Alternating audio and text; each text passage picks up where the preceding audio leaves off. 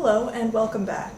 Before I begin, I'd like to give a big thank you to Nerdy to the 10th Degree, who has become my latest subscriber. Thank you so much. I really appreciate your taking the time to subscribe. And now, on with the haul. First, I'm going to start with my borrowings from the Hopkins University Library. And this time, I managed to get an amazing 4 titles from the Not in Popular Viewing collection. First one I got was City Island, which I basically got because I really like Andy Garcia, and he's in this. And this is the kind of movie that you've probably seen before if you've seen I Like It Like That, or any film pretty much by Ed Burns, The Brothers McMullen, She's the One.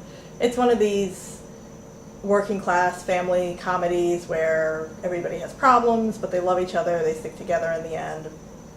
And I enjoyed it. I mean, it's not a surprising standout film or anything, but if you like that kind of thing, I would definitely recommend it. It's well acted, it's funny, it's heartwarming. And next I got The Runaways. I have not been able to see this yet, but this is the biopic about the girl group that Joan Jett started in the 70s, I think. Sorry, haven't seen it yet. I'm not really a big Joan Jett fan, but the film just looked kind of entertaining. It looks a little bit trashy, but fun. Then I got The City of Your Final Destination. This is the latest Merchant Ivory film. And I tend to have mixed reactions to Merchant Ivory. I actually think the films they did before they started doing classic adaptations were better. My favorite film of theirs is called Bombay Talkie. But I enjoy their films. They're pretty to look at. And this is an adaptation of a contemporary novel by Peter Cameron, which I've read. And I really liked the novel. I thought it was sweet, and this has a great cast, so I'm looking forward to seeing it.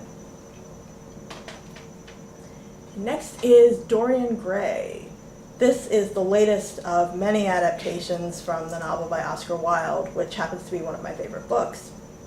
And I'm just curious to see what they do with it. And now these are from the main Johns Hopkins collection. This, unfortunately, I hate it when they do this, when they get these great Criterion Collection or Eclipse discs and then they package them in these hideous covers, so I apologize. But this is Kobayashi's 9.5-hour long The Human Condition. As you can see, it's 2 cases, each of which has 2 discs in it. This is, the basic theme is a man's quest to maintain his humanity during the horrors of World War II Japan. And I'm actually almost finished it. I've only got an hour and a half left to go.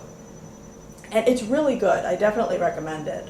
It's, I think it may have suffered for me just a little bit from having my expectations built up so high, because I saw 2 of Kobayashi's other films, Harakiri and Kwaidan, which I've shared with you, and which I absolutely loved.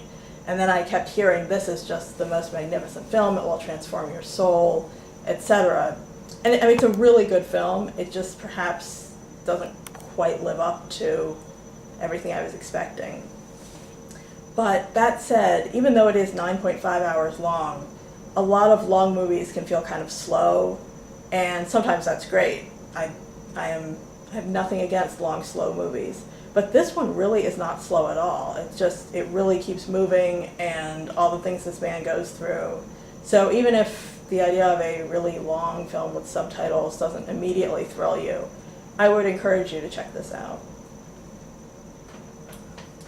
Next I got Ride with the Devil. This is a film by Ang Lee that takes place during the Civil War and stars Tobey Maguire and the singer Jewel.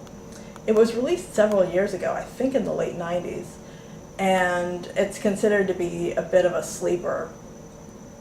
It's really only recently gotten a lot of attention, and have not gotten a chance to see it yet, but I'm looking forward to it.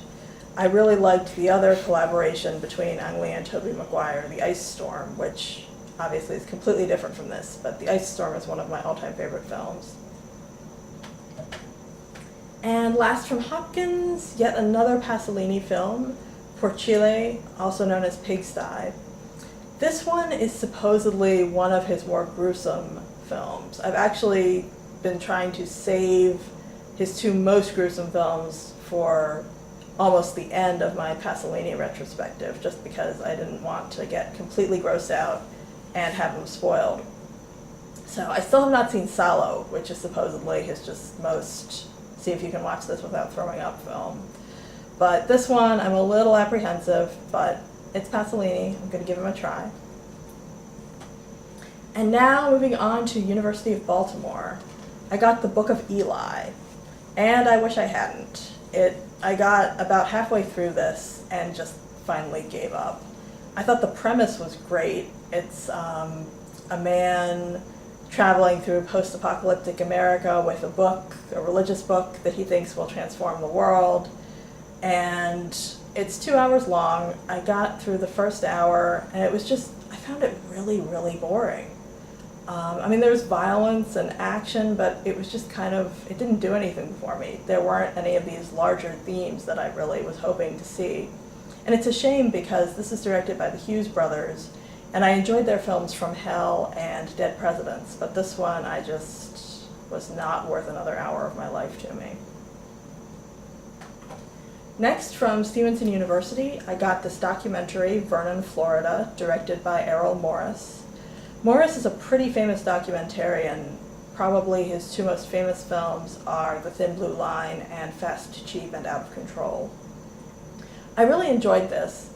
It's only an hour long, and it's his portrait of a really quirky community, and just features the citizens of this town, Vernon, Florida, talking directly to the camera about their lives and sort of peculiar obsessions.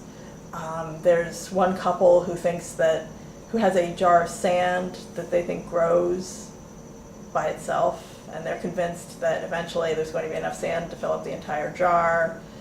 There's one man who's just really obsessed with hunting turkeys. There's a preacher who goes on and on about the significance of the word therefore. It's an interesting film to watch. I would recommend it. And now on to the Enoch Pratt Free Library.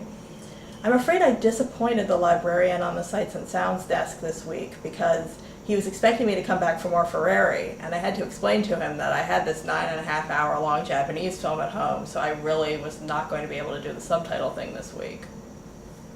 So from the Pratt, I got The Rainbow Man, John 3:16. This is a documentary by Sam Green, who was one of the directors of The Weather Underground, which is one of my all-time favorite documentaries. I'm not entirely sure what this is about, just that it's about this figure, this kind of quirky figure from the 1970s whose life seems to have taken a darker turn after that. Then I got The Loneliness of the Long Distance Runner, based on the novel by Alan Sillitoe and directed by Tony Richardson, who is one of my all-time favorite directors. He directed, among many other things, Tom Jones, The Loved One, Blue Sky, and this is one of the angry young men films of the 1950s, 1960s. And last but not least, because a 9.5 hour film wasn't enough, I decided to get this 5-hour miniseries, Traffic. This is the British miniseries on which the Steven Soderbergh film was based. It's 3 volumes long, as you can see. I was not really that crazy about the Soderbergh film, but I've heard that the original miniseries is a lot better, so I'm looking forward to seeing that. And if you've made it this far, thanks for watching, and I hope you'll join me for my next video.